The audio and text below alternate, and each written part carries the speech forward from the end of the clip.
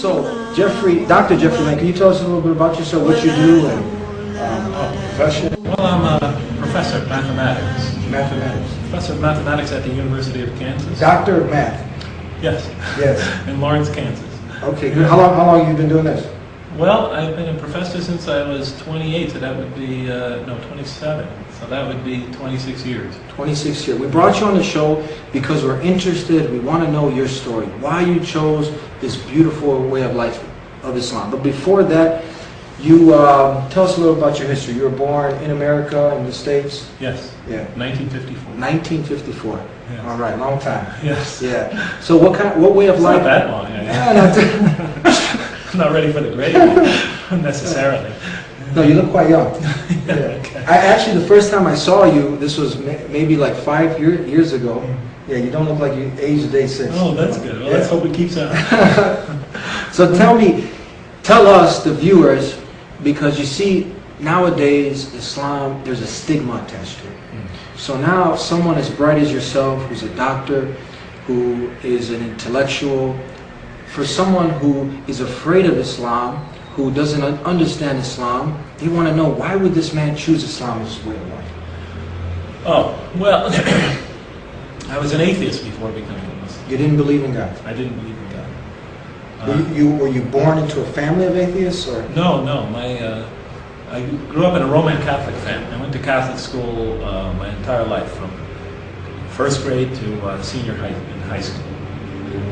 And my mother was very, very devout. My wonderful woman, wonderful believer, very extremely charitable. My father, he believed very much in God and in the Catholic Church, but he had a terrible drinking problem. He was an alcoholic and he was very violent. So at an early stage of my life, I mean, living with a nightmare of my father's violence, and the target of that violence was usually my mother. And I remember praying when I was a little kid in bed, night after night, please take my father out of our lives. Stop this unending nightmare. The guy, it was that bad? It was that bad. I thought he was going to kill her. I thought I'd wake up in the morning and not find her there. Of course, I'm a young kid at the time, 8, 9, 10. As you grow older, you realize, oh, this has happened many times. She'll survive. So, but, it leaves very deep scars. So when I was 16, it created in me doubts about the existence of God. Why would God, this loving God, expose my mother to lifelong torment and torture? What sin did she commit to deserve this? Why would he let the strong oppress the weak? Why would he create us to experience such violence and suffering in this world? There's nothing wrong with wanting to know the answers to these questions. It's natural. Of course not. It is natural, especially when you're living with them daily. So doubts about the existence of God crept in early in my life. And they only got accentuated as I grew older, and we experienced the Vietnam War, experienced the race riots in cities like mine of the 60s, the assassinations of political leaders. It was rampant, or at least it seemed that way at that time. Heroes like John F. Kennedy and Robert Kennedy and Martin Luther King get gunned down, to replaced by the most corrupt rulers that we thought. So, why would God make it this way? The question, which was rooted in my childhood experience, grew as I got older. So when I was 16, since I could never find really, even though I was in Catholic school all of my life, and this is nothing against the Catholics, even though I couldn't find coherent and cogent answers to those questions, 16, I became an atheist. You wanted to know why the weak were getting oppressed by the strong. You wanted to know why all this corruption, these in society, and you were looking for answers, and the way of life you were brought up to didn't answer these questions. You have to remember, I'm going to Catholic school every day, and this is not against the Catholics, but I have many other things going on in my life. I'm exposed to religion every day. What about Christianity? I mean, we understand Christianity, Catholicism has the same kind of creed that Jesus is God, He's the Son of God, He's 1 in 3. So what if someone says, well, you were in the wrong faith, why didn't you choose Christianity? Were you exposed to that at all? Yeah, well, I was a Christian at the time. Yeah.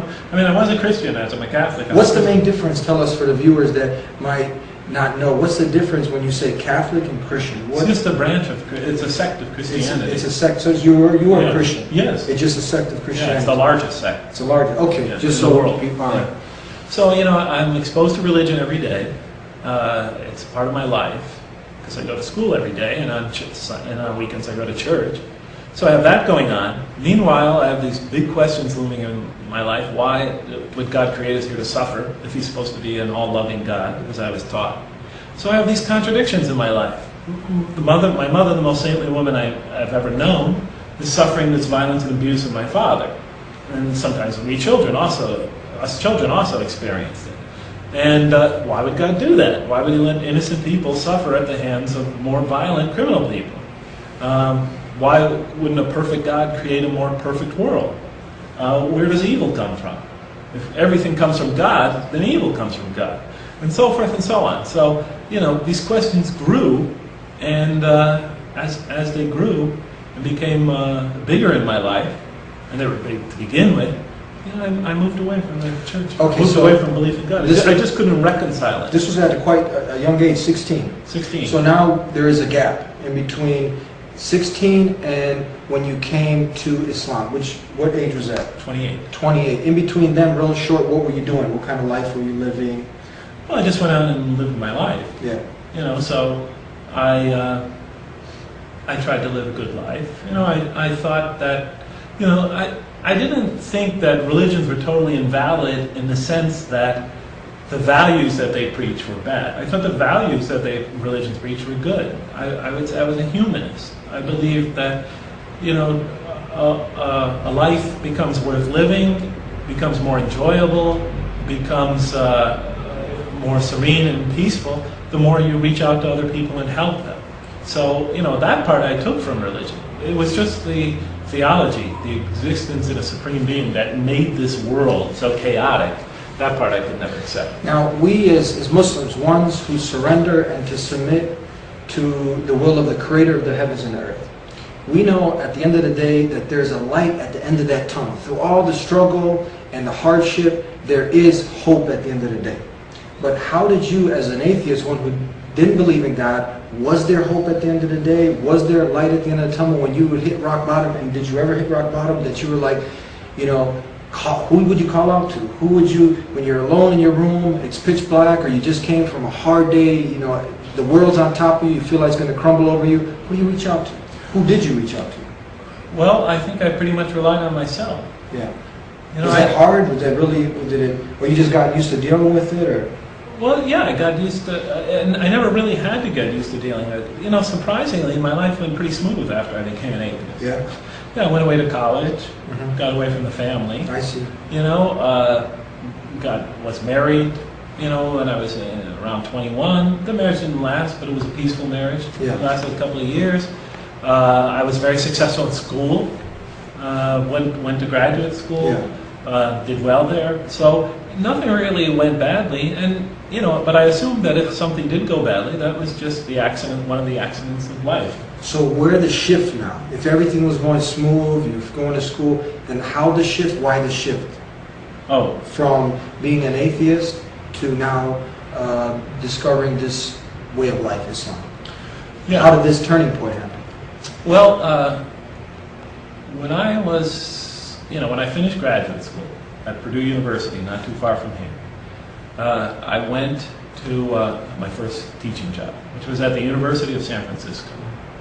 And there I met some Muslims, a nice family. They sort of adopted me and vice versa. Yes. And I used to discuss these issues and these questions with them. And they had a very difficult time answering them. Yeah. And so one day, they gave me a copy of the Quran as a present, with the understanding that they couldn't answer the questions. But, perhaps if you're still interested in looking, you might look in here. They were really not the type to try to convert somebody. Yes. And I didn't feel that was their motive. If I did, I probably would have shied away and not ever seen them again. But it was like a peace gesture, It was their sincerity in just trying to give a gift. Right. We can't deal with these questions. We have no idea how to answer them. Yeah. But this is our scripture. If you'd like to look in there to learn more about Islam.